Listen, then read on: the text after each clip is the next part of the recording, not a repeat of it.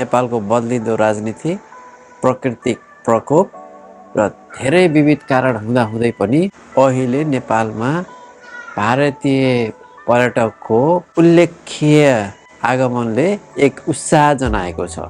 खास गरी जुन अहिलेको महँगी विश्वको राजनीतिक उतार चढावका बावजुद पनि अहिले भारतबाट यति धेरै यात्रुहरू नेपाल कहिले पनि आएका थिएनन्। गएको मे महिनामा मात्रै 40,000 जना जति नेपाल आगमन गरेका रहेछन्। खास गरेर नेपालको हिमालय पहाडी भूभाग तथा कैलाश मानसरोवर जाने यात्रुहरू धेरै रहेछन्। यसका साथसाथै पोखरामा पनि धेरै नै पर्यटकहरू आएको देख्न पाइएको थियो। अझ अहिलेको युवा पुस्ताहरूमा त भारतको धेरै युवाहरू नेपालको मोटरबाइक यात्रा धेरै नै देख्न पाइन्छ सोसल मिडियामा।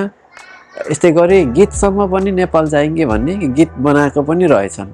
कति राम्रो! नेपालमा यति धेरै यात्रुहरू किन आए त? पहिले आएका थिएनन्। अहिले नेपालको बाटाघाटाहरू पनि राम्रा छन्।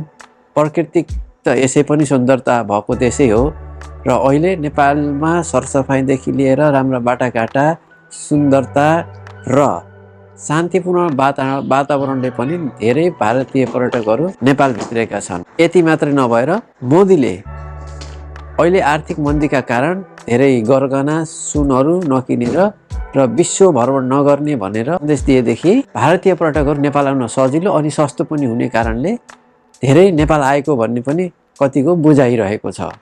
तर कारण जेसुकै होस्, गर्मी छल्नको कारण होस् या आर्थिक मन्दीको कारण होस् या नेपाललाई एउटा डेस्टिनेसनको रूपमा चित्रण गरिएको किन नहोस्, जेसुकै भए पनि नेपालको लागि चाहिँ यो एकदमै राम्रो विषय बनेको छ।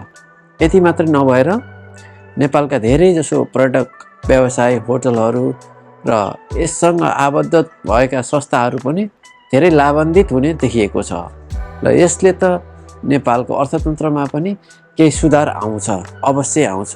यति मात्रै नभएर अरू देशहरूमा पनि यसको एउटा राम्रो सन्देश, पर्यटकीय गन्तव्य स्थल भन्ने एउटा राम्रो सन्देश जान सक्छ र यसले गर्दा हामीले पर्यटक जोसुकै हुन्, नेपालका पाहुना हुन्, उनीहरूलाई पनि हामीहरूले सकेको सहयोग गर्नुपर्दछ।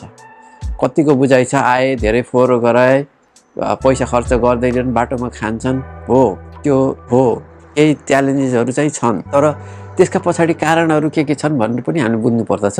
सबै सुन्दरता र रमणीय दृश्यहरू हेर्न मात्रै नआएर कति धेरै धार्मिक रूपले पनि आएको देख्न पाइन्छ। कतिहरू शाकाहारी हुन्छन् जसले होटलमा गएर माछा मासु खाँदैनन्, खाना बनाएर खानुपर्ने एउटा रहनसहन पनि हो। त्यसलाई हामीले चाहिँ इज्जत गर्नुपर्छ, किनभने सबैको आफ्नै संस्कार रहेको हुन्छ। त्यसलाई हामीले चाहिँ राम्रो या नराम्रोको भन्दा पनि उनीहरू जे हो त्यही नै हो, त्यसरी बुझ्यो भने हामीलाई पनि सजिलो, उनीहरूलाई पनि सजिलो।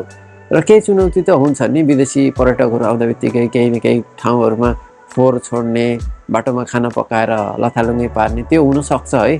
तर अब हामीले आफ्नो ठाउँबाट सकेको उनीहरूलाई इन्फर्मेसन दिने, प्रहरीले पनि गरिरहेको राम्रो सन्देशहरू दिइरहेको भिडियोहरू देख्न पाइएको थियो।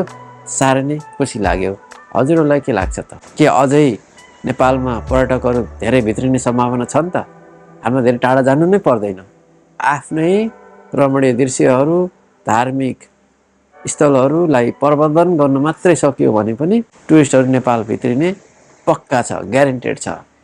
यसले नेपालको अर्थतन्त्रलाई चाहिँ धेरै टेवा पुर्याउँदछ। हस्, धन्यवाद।